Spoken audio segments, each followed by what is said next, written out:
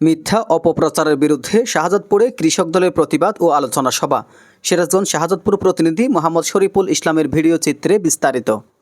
সিরাজগঞ্জের শাহজাদপুরে এনসিপি ও জামায়াত শিবিরের বিরুদ্ধে মিথ্যা অপপ্রচার ও কটূক্তির প্রতিবাদে বাংলাদেশ জাতীয়তাবাদী কৃষক দলের আয়োজনে এক প্রতিবাদ ও আলোচনা সভা অনুষ্ঠিত হয়েছে।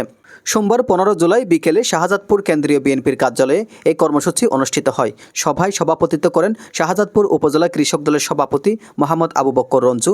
এছাড়া বক্তব্য রাখেন উপজেলা সাধারণ সম্পাদক মোহাম্মদ আব্দুস সামাদ বাঘা, সাংগঠনিক সম্পাদক মোহাম্মদ বাতেন সরকার, পৌর কৃষক দলের সভাপতি মোহাম্মদ শহীদুল ইসলাম রাজু, সাধারণ সম্পাদক মোহাম্মদ মামুন মণ্ডল সহ দলীয় নেতৃবৃন্দ।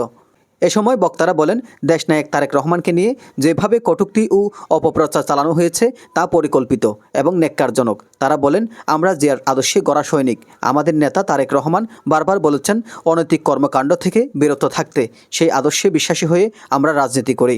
নবগঠিত দল ও অপপ্রচারের বিরুদ্ধে হুঁশিয়ারি দিয়ে বক্তারা বলেন, যেসব নতুন রাজনৈতিক দল নিজেদের পরিচয় দিয়ে অপপ্রচারে লিপ্ত হয়েছে, বিশেষ করে এনসিপি ও জামায়াত শিবিরের নেতাকর্মীদের জানিয়ে দিতে চায়, দেশনায়ক ও তার পরিবারকে নিয়ে কটূক্তি করলে বাংলাদেশের জাতীয়তাবাদী কৃষক দল তা কঠোরভাবে মোকাবেলা করবে।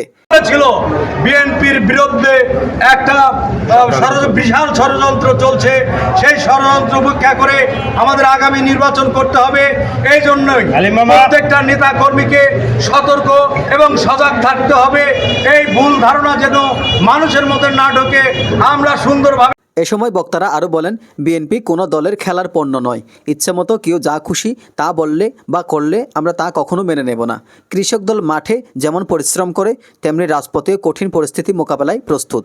আলোচনা সভা শেষে কর্মসূচি থেকে নেতৃবৃন্দ সব নেতাকর্মীদের ঐক্যবদ্ধ থেকে সত্য ও আদর্শের পথে কাজ করার আহ্বান জানান। এজ নিজামুদ্দিন, ডেস্ক রিপোর্ট।